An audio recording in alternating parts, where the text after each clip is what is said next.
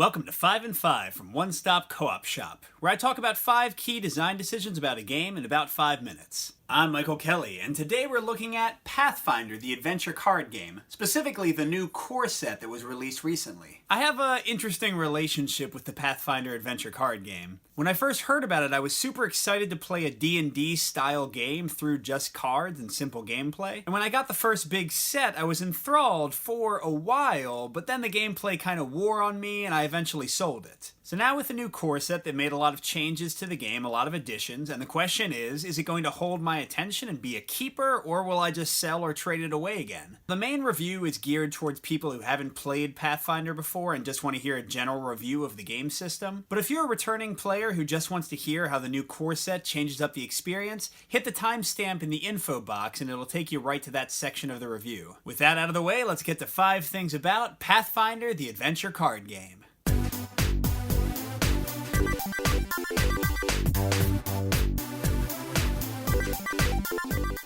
I'm going to start with a negative, and not one I usually bring up in my reviews, but it does stand out here. The game takes a long time to set up and a long time to put away. Setting up all the different locations, taking cards from each of the different decks, shuffling everything together, it really takes a while and keeps me from playing the game as often as I'd like. And then as you advance to higher adventure levels, you have to add some cards in, take some other cards out. There's just a lot of upkeep to keep the cards going in the way that's intended.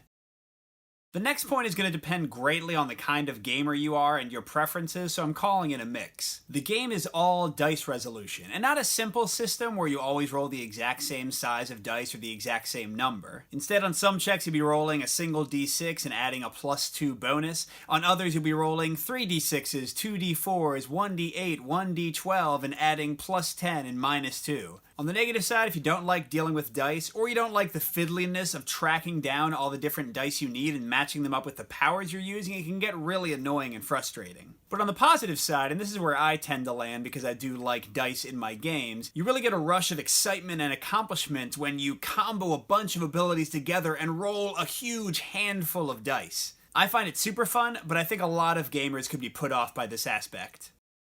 Next is the straight up pro, and that's how you use and manage the cards in your deck and your hand. This is a game like a lot of great co-ops that uses your hand and deck as your life points, and I love this resource management in card games. A lot of your most powerful abilities require you to discard a card, basically hurting yourself and bringing you closer to losing the game. But Pathfinder doesn't stop there. It has lots of other manipulation keywords that let you do cool stuff. You can reload cards to the top of the deck, not being able to use them anymore, but knowing you'll draw them soon. You can recharge cards to the bottom, bury cards so you can't get them back even through healing. That, combined with the tough choices of which weapons to use, which disposable resources to spend, which cards to keep in your hand, and which to get rid of, makes the game really fun and interesting on a turn-by-turn basis. My second to last point is a con, and I think this could be the #1 point for a lot of people playing this game. It's definitely the most make or break thing about it. The core gameplay can feel very repetitive, and even sometimes on rails with few significant choices. Basically put, you go to a location, draw a card, roll some dice to see if you get the card or defeat the card, and repeat until you're done. This is made worse by the fact that a lot of scenarios have the same basic objective and don't add that many unique elements to make each game feel truly different. Now, the campaign that comes in the core set is only 10 scenarios long, so you're not going to notice this repetitiveness too much. But if you get the expansion campaign, that's more than 24 scenarios long, and I do think a lot of gamers might tire of the system before they reach that point. But we finally get to the point that makes the game shine for me and helps me get over that repetitiveness, and that's the amazing progression of your character and the way your deck and your abilities level up as you go along. They've really fine-tuned this perfect, almost addictive gameplay loop, where after each scenario you get a few new cards in your hand that do a few new cool things and give you one new special character ability that boosts you up and up and up. And with the campaigns being so long, the difference between your character at the beginning and your monstrously powerful character at the end is amazing to behold.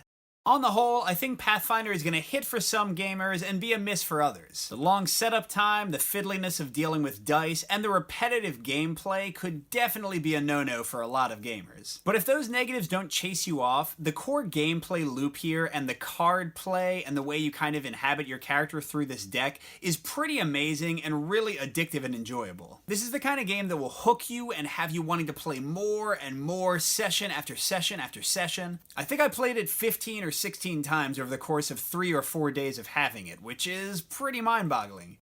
And here's a little bonus review for those who have played the original Pathfinder and want to hear just about the differences in the new core set. First of all, quick final thoughts out of the way. I think it's better in basically every way. If you liked the old set, I think everything here is going to be an upgrade. The only part of that I can't say confidently is the graphic design. I like it, I find it cleaner, but I know some people definitely dislike it, so that might not hit you well. But other than that, I think it's all better than it used to be. There's more cooperation with cards that let you help each other, and an avenging mechanic that let you take on a Bane that your partner couldn't defeat. There's better storyline and context to the adventure. Well, I should say there is a context and a storyline to the adventure. In the old version, you didn't know what the heck you were doing or why. Now you have a book that explains everything. The game's much more customizable now. You can make your game shorter or longer through a very simple system, up or decrease the difficulty. And generally speaking, I like all the other small new mechanics. I like reloading. I like displaying armor to use later. I like the scourges that are negative status effects. And as a final big bonus, I love their new product model. In the old version, for each new campaign, you'd have to buy a big box set and then 5 extra small expansions, and it would easily add up to $140, $150 or more. Now they give you everything for $40 or $50, a ridiculous savings on what we used to have to pay.